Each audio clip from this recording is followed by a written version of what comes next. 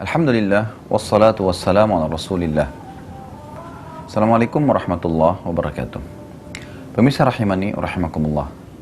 Kesempatan kali ini kita akan melanjutkan lagi potongan definisi daripada takwa yang merupakan induk daripada bahasan kita masalah bekal dunia akhirat.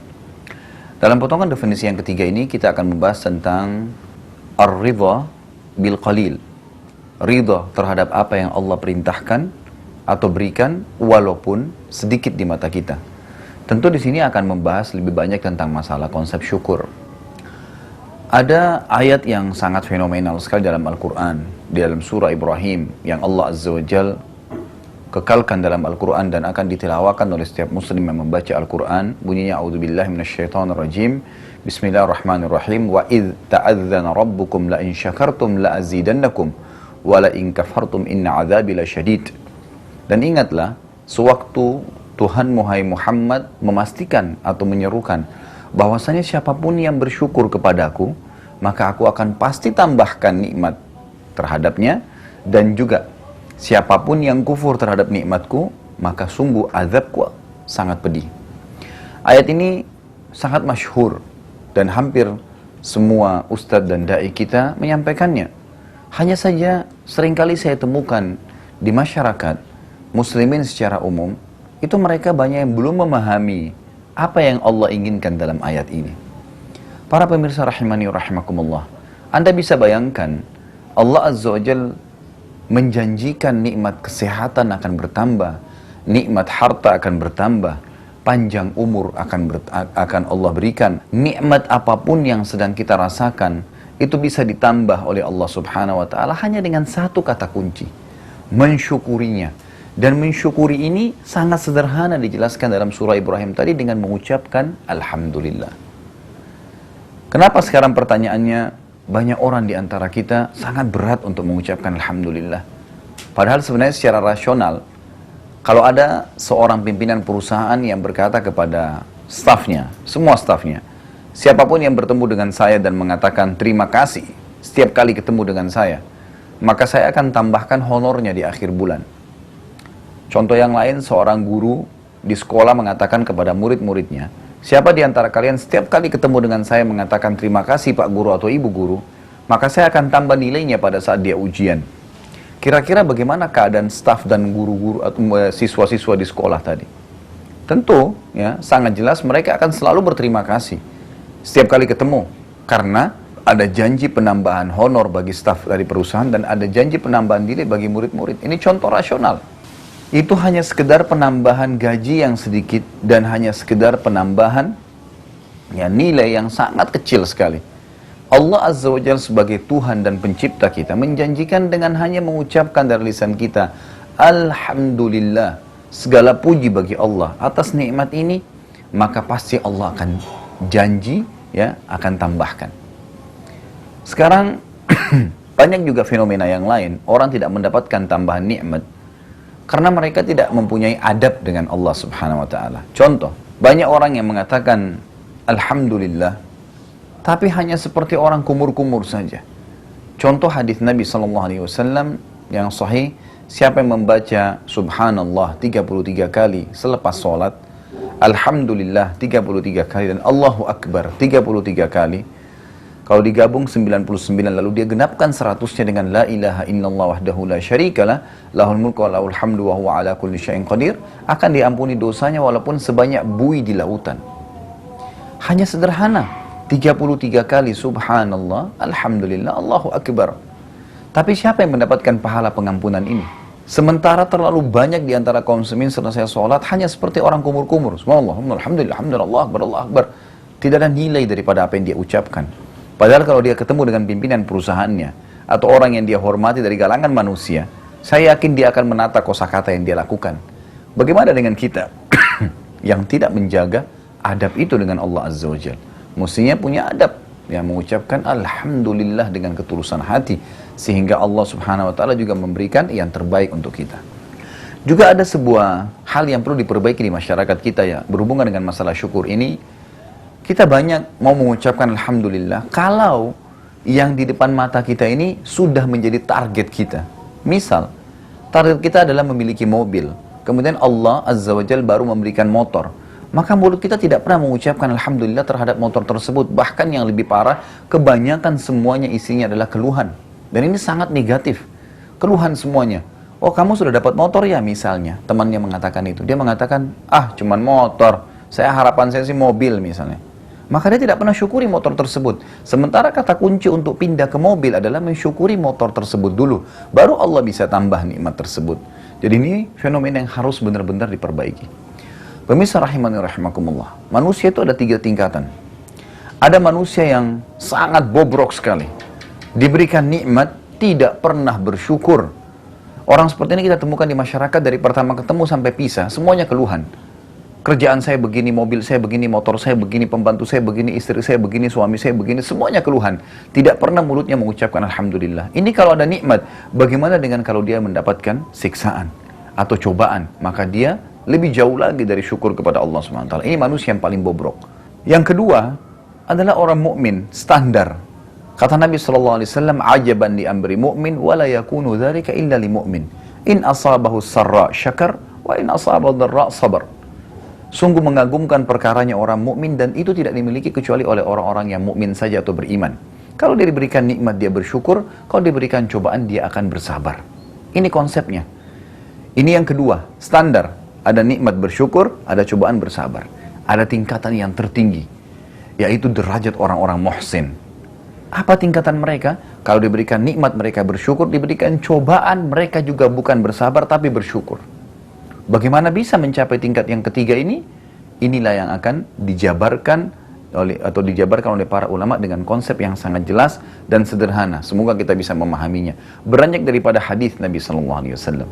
Cara untuk mensyukuri nikmat adalah melihat sesuatu atau nikmat yang lebih rendah daripada nikmat kita. Kata Nabi SAW, kalau kalian ingin selalu bersyukur kepada Allah, lihatlah orang yang lebih rendah daripada kalian. Kalau kita punya motor, jangan lihat orang yang punya mobil, tidak akan pernah bersyukur. Mobil kita tahun 2001 misalnya, jangan pernah lihat orang yang punya mobil tahun 2012. Maka kita tidak akan bersyukur, tapi lihat orang yang lebih rendah daripada kita. Mungkin kita masih naik sepeda, ada orang yang jalan kaki. Kita berjalan kaki, ada orang yang tidak punya kaki. Dan terus seperti itu, melihat orang yang lebih susah daripada kita. Mungkin kita flu, tapi ada orang yang flu dan demam, lebih berat daripada itu. Ini nikmat Allah Azza wa Jalla yang kita harus nilai. Sebaliknya, kalau kita diberikan cobaan, maka kita lihat yang lebih berat daripada kita. Tadi contoh misalnya, kalau kita kena flu, ada orang flu dan demam. Kita flu dan demam, ada orang flu dan demam serta rematik. Ada orang yang stroke, ada orang yang meninggal dunia. Jadi kalau kita diberikan nikmat, melihat orang yang di bawah, diberikan cobaan, lihat orang yang di atas kita. Ini untuk mencapai tingkat derajat orang-orang muhsin. Orang-orang muhsin. Ada sebuah rahasia kebahagiaan di sini. Kalau Anda fahami, insya Allah Anda akan bahagia dalam menerima nikmat Allah dan juga menghadapi cobaan dari Allah SWT dan akan mensyukurinya. Rahasia ini adalah kata Nabi SAW dalam sebuah hadis yang sahih, janganlah kalian membuka pintu lau. Apa itu lau? Kalau seandainya, karena lau akan membuka pintu syaitan. Kalau kita sedang diberikan cobaan oleh Allah Subhanahu wa taala, bagaimana caranya kita bersyukur? Ini kata kuncinya. Kalau diberikan nikmat bersyukur sudah umum, tapi kalau cobaan bagaimana caranya? Ini kata kuncinya. Kalau seandainya seseorang di antara kita pulang ke rumahnya dan rumahnya kebakaran misalnya, apa yang dia harus lakukan dengan kebakaran itu? Maka dalam Islam kalau musibah sedang datang dia harus mencari solusinya, langsung jalan keluar, tidak menanyakan lagi kenapa terjadi dan kalau seandainya. Tidak membuka pintu kalau seandainya. Kalau contoh tadi dia datang ke rumahnya terbakar, apa yang dia harus lakukan? Solusi langsung pada saat ada musibah datang. Telepon pemadam kebakaran, panggil masyarakat, padamkan api tersebut semampunya, itu yang dilakukan. Sehingga benar-benar kita sedang mencari jalan keluar. Kalau rumah kita pun hangus terbakar, masih bisakah kita bersyukur? Masih bisa. Dengan mengatakan, Alhamdulillah, saya tidak di rumah pada saat itu. Kalau saya di rumah, saya juga akan hangus bersama dengan rumah tersebut. Jadi di sini kita bisa mencapai tingkat derajat tertinggi muhsin dengan memahami kata kunci rahasia yang baru saja tadi saya sampaikan. Tentu dengan menjalankan ini kita akan terus merasa tepat dan selalu pada tempatnya dalam menambah nikmat Allah dan dalam menghadapi cobaan yang sedang datang. Pemirsa, rahimani rahimakumullah, tentu ini hal yang sangat mendasar dalam memahami kebahagiaan itu sendiri. Pemirsa rahimani rahimakumullah, kita akan masuk ke potongan definisi yang terakhir dari masalah takwa sebagai bekal dunia akhirat, yaitu isti'dadu liyaumir rahil. Punya persiapan untuk menghadapi hari kematian atau hari pulang kepada Allah Azza wa Jal di hari kiamat nanti. Banyak di antara kita lalai, dan saya minta beberapa menit saja ke depan Anda merenungi bersama-sama dengan saya tentang fenomena yang spektakuler ini. Apa itu? Kematian. Setiap orang mau kuat, lemah, sehat, sakit, kaya, miskin, siapapun dia, raja, masyarakat biasa, ya mau dari benua mana, suku mana, selama dia bernyawa dan makhluk, dia akan meninggal dunia. Sebagaimana Allah Azza wa Jalla menceritakan dalam Al-Quran dan kekal sampai hari kiamat. A'udzubillahi minasyaitonirrajim.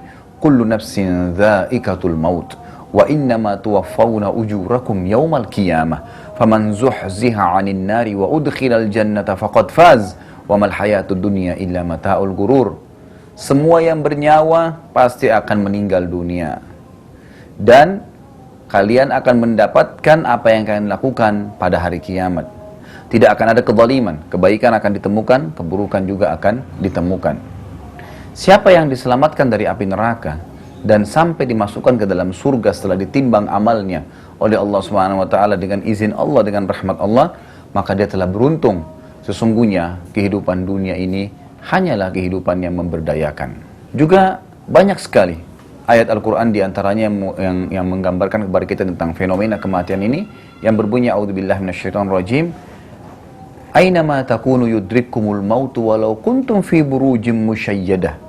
Dimanapun kalian berada, pasti mati itu akan menyambut kalian, walaupun kalian berada di sebuah bangunan yang kokoh.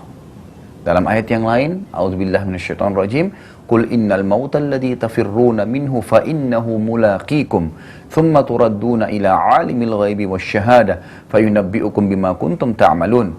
Katakanlah hai Muhammad kepada mereka bahwasanya kematian yang kalian lari daripadanya pasti akan menjemput kalian, dan pasti kalian akan dikembalikan kepada zat Allah yang mengetahui segala yang nyata dan yang gaib, dan dia pasti akan memberitahukan apa yang sedang atau yang telah kalian lakukan.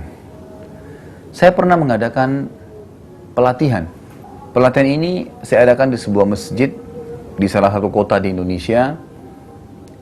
Saya berikan nama pelatihan tentang masalah akhirat, mengingat akhirat. Setelah 2 jam saya berbicara tentang masalah kematian, lalu saya minta kepada panitia untuk mendatangkan kain, kafan, berikut perlengkapan jenazah dan sebuah meja yang akan kami letakkan di atasnya. Siapapun yang ingin ikut ya menjadi jenazah, ikut pelatihan selama 5 menit saja. Setelah itu saya katakan kepada yang hadir, baik laki-laki maupun perempuan, bapak-bapak dan ibu-ibu, kebetulan ibu-ibunya dan atau akhwat itu ada di lantai 2 masjid dan ada panitia tersendiri juga dari kalangan mereka. Yang saya katakan, siapa yang ingin coba menjadi jenazah, ikut pelatihan 5 menit saja. Ada seseorang dari laki-laki yang angkat tangan dan kebetulan itu di depan saya, lalu saya katakan silakan Anda naik ke meja ini, tidur di sini dan panitia akan membungkus Anda dengan kain kafan ini serta perlengkapan jenazah. Dan saya harap Anda tidak turun dari meja ini sampai saya izinkan, dan tolong pada saat Anda dibungkus dengan kain kafan ini renungi semua apa yang saya ucapkan.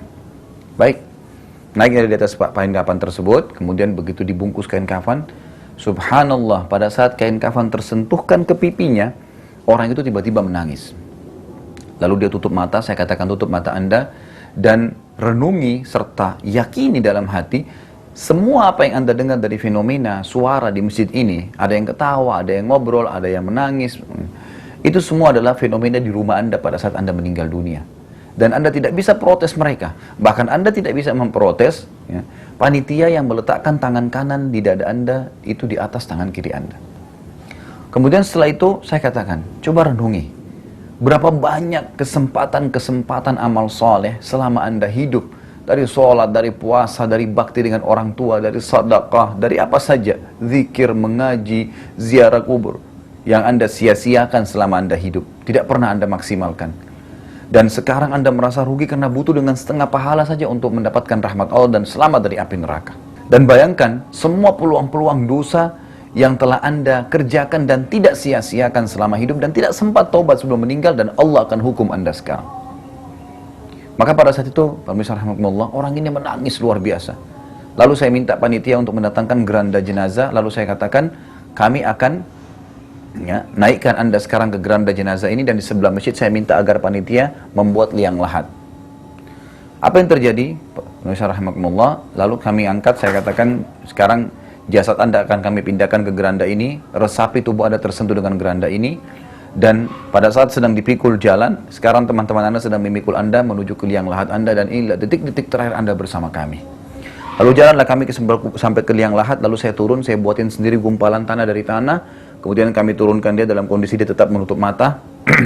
Setelah itu diletakkan layaknya jenazah menghadap kiblat, dan ditutup dengan kain yang gelap, lalu tidak ada lagi orang yang di dalam, tinggal dia sendiri. Saya katakan di luar, pakai mic, Anda buka mata Anda dan perhatikan liang lahat yang 1 kali 2 meter ini. Sebesar apapun rumah Anda di dunia, 1000 kali 1000 meter, semewah apapun, walaupun semuanya dari marmer, tetap Anda akan kembali ke liang lahat 1 kali 2 meter ini.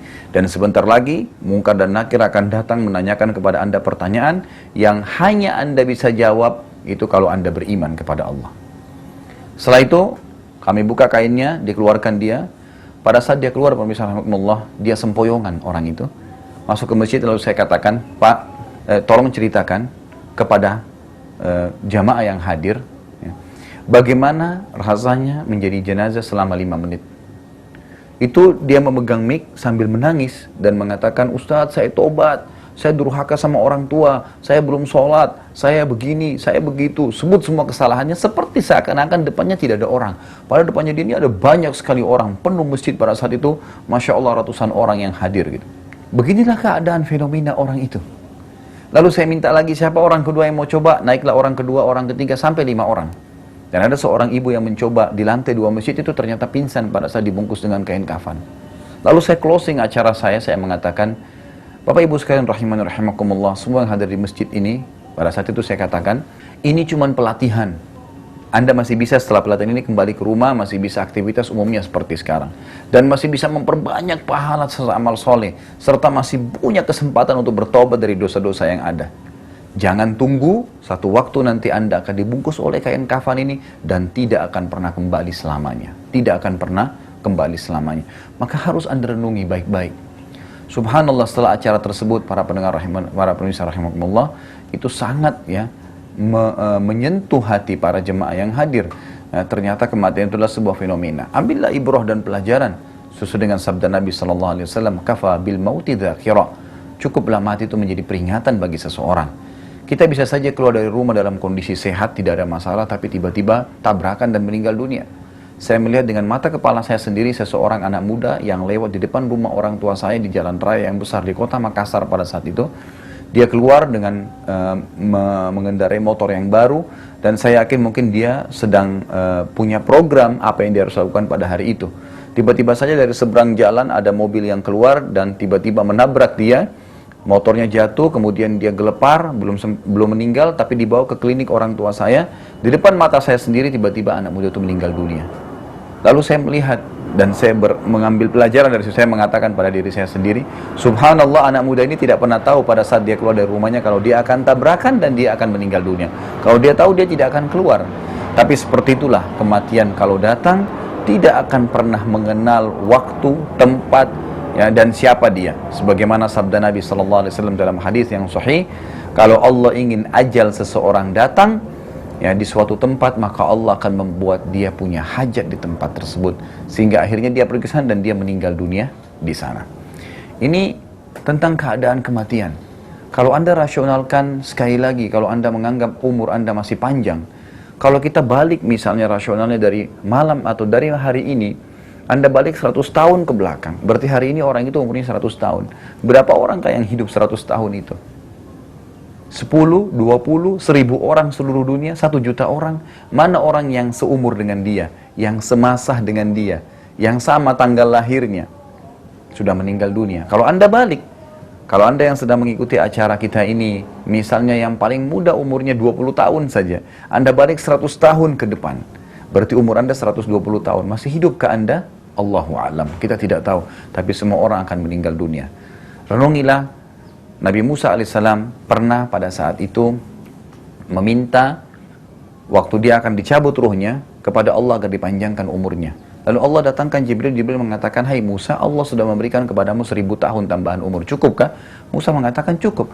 Lalu Allah berikan hidayah ke dalam hati Musa alaihissalam, bertanya lagi kepada Allah, ya Allah, setelah 1000 tahun nanti saya hidup, apakah saya juga akan meninggal dunia? Maka kata Jibril alaihissalam, semua jiwa pasti akan meninggal dunia, hai Musa. Maka Musa pun berkata, kalau begitu matikanlah saya sekarang. Maka jadikanlah mati sebagai ibrah dan pelajaran untuk kita. Setelah kita membahas panjang lebar beberapa kali pertemuan tentang masalah bekal dunia akhirat ini, yang kita simpulkan adalah ketakwaan kepada Allah Subhanahu wa taala dalam 4 potongan definisi, yaitu al-khaufu minal jalil, takut kepada Allah Subhanahu wa taala. Sudah kita rincikan bagaimana takut kepada Allah itu. Kemudian yang kedua, al-amalu bitanzil, selalu beribadah yang merupakan satu-satunya cara untuk komunikasi dengan Allah Subhanahu wa taala sesuai dengan apa yang Allah inginkan dan tertera dalam wahyu Allah, Al-Quran dan Sunnah. Kemudian yang ketiga, ar-ridha bil qalil, selalu ridha terhadap apa yang Allah berikan. Dan kita sudah berbicara tentang konsep syukur di sini dan bagaimana agar kita bisa menjadi hamba-hamba Allah yang selalu tenang dalam keadaan nikmat ada atau musibah sedang datang, dengan terus mensyukurinya. Dan yang terakhir adalah isti'dadul yaumir rahil, punya persiapan menghadapi kematian dan fenomena hisab dan bertemu dengan Allah pada hari kiamat. Mari kita closing materi kita ini dengan kisah nyata. Bagaimana sebenarnya kalau orang bertakwa itu, kehidupannya seperti apa di dunia ini. Kita akan angkat beberapa buah kisah, di antaranya adalah kisah seorang anak muda yang terjadi di zaman tabi'in, tepatnya di Masjid At-Taubah di Damaskus, ibu kota Syria. Pada saat itu di Masjid At-Taubah, dan sampai hari ini masjid itu masih ada seorang syekh, ulama besar, duduk di sana, tinggal di masjid, mengajar, menjadi imam masjid. Tinggal bersama keluarganya di masjid tersebut. Datanglah satu hari anak muda dari luar kota Damaskus mengatakan, Syekh, saya ini anak muda yang sendirian dan datang untuk belajar ilmu agama dengan Anda, tapi kehidupan saya pas-pasan. Apakah boleh saya tinggal bersama Anda di masjid ini? Kata Syekhnya, silahkan saja. Asal kamu bisa memahami tentang kehidupan saya, artinya ikutlah apa yang saya terapkan sebagai peraturan dan makanlah apa yang saya makan, karena saya pun pas-pasan gitu. Sepakatlah antara anak muda ini dengan syekhnya, dengan gurunya untuk itu. Lalu setelah 3 bulan berjalan, anak muda ini menceritakan tentang dirinya. Dia mengatakan, syekh saya ini, guru saya sangat zuhud, luar biasa. Kalau ada makanan dia makan, kalau tidak ada makanan dia berpuasa dan tidak pernah minta-minta dengan orang. Kebetulan hari ini, pada saat dia cerita tentang kisah dia, ini hari ketiga kami nggak memiliki makanan. Syekh saya sudah 3 hari puasa, saya sendiri ya ikut berpuasa. Kami cuma sahur dengan segelas air dan sebutir kurma, buka puasa pun begitu. Ini sudah hari ketiga. Syekh saya masih kuat, saya sudah tidak kuat lagi. Saya sangat lapar. Saking laparnya sampai saya membungkukkan pundak saya sehingga menekan perut saya, dan ya, saya tidak bisa konsentrasi lagi mengikuti pengajian syekh saya. Pada saat itu syaitan datang membisikkan di dalam pikiran saya, di benak saya mengatakan, hai anak muda, mungkin sekarang sudah halal bagi kamu untuk mencuri sepotong roti yang membuat kau tidak mati kelaparan. Dalam kondisi saya lagi kelaparan, maka saya langsung manjat dinding masjid yang kebetulan waktu itu dari batang-batang kurma, dan antara masjid sama rumah masyarakat dempet. Dia manjat dari masjid tersebut, niatnya ingin ke rumah sebelah untuk mencuri makanan. Ternyata di rumah tersebut ada 3 orang wanita yang sedang menenun kulit domba, dan mereka tidak tutup aurat. Anak muda ini mengalihkan pandangannya karena dia tahu itu tidak boleh dalam agama, dan bukan itu tujuan dia. Lalu dia pindah ke rumah kedua. Pada saat dia pindah ke rumah kedua, dia temukan rumah itu kosong, dia intip dari atas atapnya, dan ada bau masakan yang wangi. Karena sudah sangat lapar, dia turun, langsung masuk ke dapur, ditemukan ada sebuah panci yang sedang dipakai dimasak dengan kayu bakar di bawahnya, dan dia langsung membuka, ternyata di dalamnya ada 2 buah terong yang sudah matang. Karena sangat kelaparan, maka dia pun mengambil 1 terong tersebut lalu menggigitnya. Sementara dia mengunyah di mulutnya sebelum dia menelan terong tersebut, ketakwaannya kepada Allah muncul. Kepatuhannya kepada Allah, keyakinannya tentang Allah ada tuh muncul. Lalu apa yang dia katakan? Subhanallah, syaitan berhasil membuat saya melakukan 3 dosa sekaligus. Masuk rumah orang tanpa izin, dosa. mencuri, mengambil terong itu dosa, dan memakan yang haram, di mulut saya sedang ada yang haram, dosa. 3 dosa sekaligus dalam satu waktu. Maka dia pun membuang kembali gumpalan terong yang sedang dikunyah di mulutnya ke lantai dapur tersebut, lalu dia pulang ke masjid. Sampai sebagian ulama yang menanggapi kisah ini mengatakan, kalau dia telan mungkin sudah halal bagi dia karena dia sangat kelaparan. Lalu dia kembali, dia mengatakan, Syekh, saya masih pengajian, saya tidak bisa tangkap apa yang sedang dibahas karena sangat kelaparan, sampai bubar semuanya. Begitu bubar, Syekh saya masih di kursinya, saya duduk di lantai, tiba-tiba saja ada seorang wanita bercadar masuk menemui Syekh saya dan berbicara, tapi saya tidak tahu apa yang sedang dibicarakan. Setelah beberapa saat, Syekh saya lalu mengangkat kepalanya dan memanggil saya. Lalu saya pun mendekat dan ditanya. Kata Syekh saya, "Hai muridku, apa kau sudah menikah?" Saya mengatakan belum. Ditanya, "Apa kau ingin menikah?" Maka ini anak muda mengatakan, saya terdiam, tidak bisa menjawab. 2 kali ditanya, saya terdiam. 3 kali ditanya, saya terdiam. Lalu saya jawab, saya mengatakan, Syekh, Anda tahu bahwasanya setelah Allah subhanahu wa ta'ala, hanya Anda lah tempat saya bergantung. Apa yang Anda makan, saya makan. Apa Anda minum, saya minum. Sekarang sudah 3 hari kita nggak miliki makanan, maka kita pun berpuasa dan saya sangat kelaparan. Bagaimana saya nanti bisa membiayai istri saya kalau saya menikah? Kata syekhnya, wanita di sebelah kamu yang bercadar ini adalah orang yang baru saja selesai masa iddah 4 bulan 10 hari dari meninggal suaminya. Dan dia masih muda, dia takut fitnah, minta kepada saya dicarikan jodoh. Saya melihat kamu orang yang cocok, apa kamu bersedia? Kata anak muda ini, iya.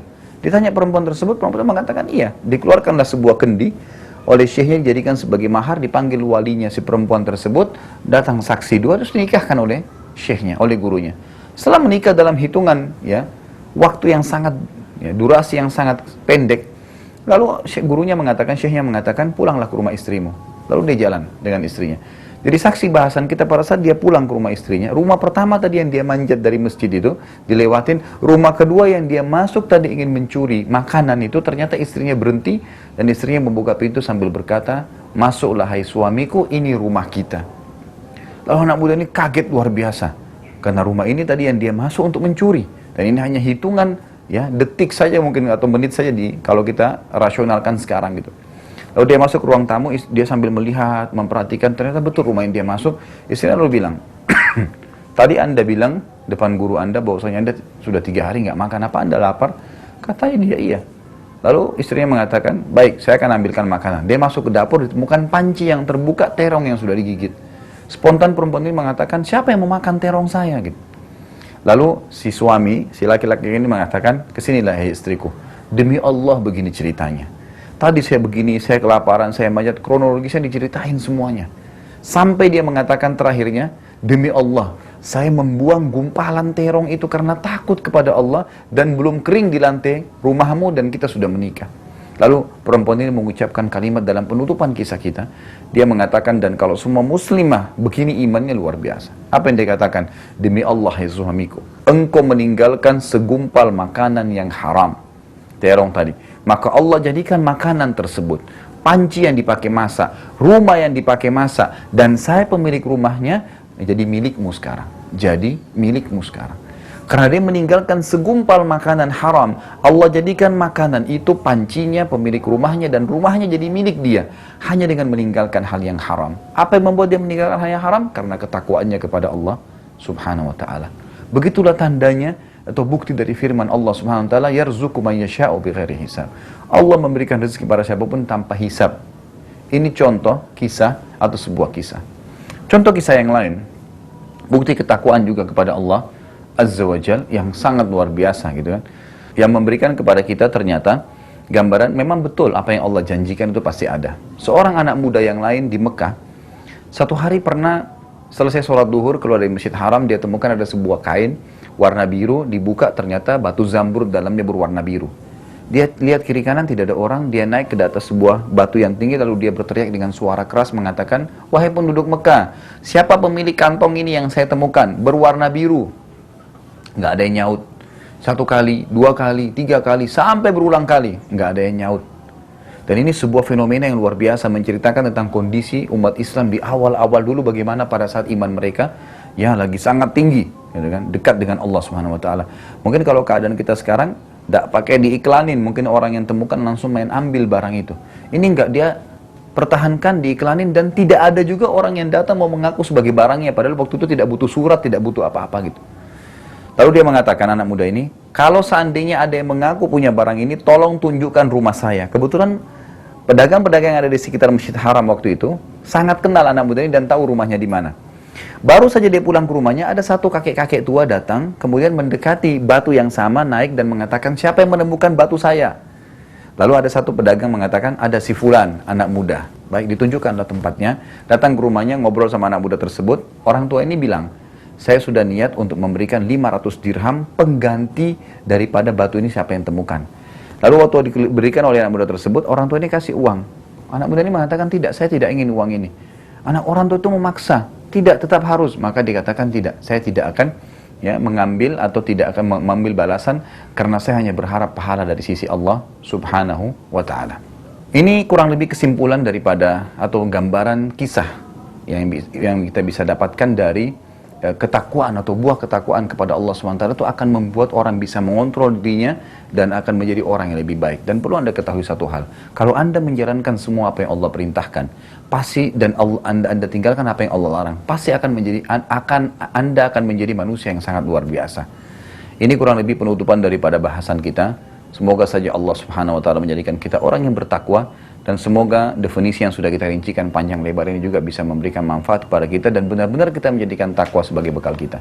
Kalau ada benar dari Allah Subhanahu wa taala, kalau ada salah dari saya tolong dimaafkan. Subhanakallahumma bihamdika asyhadu an la ilaha illa anta astaghfiruka wa atubu ilaik. Wassalamualaikum warahmatullahi wabarakatuh.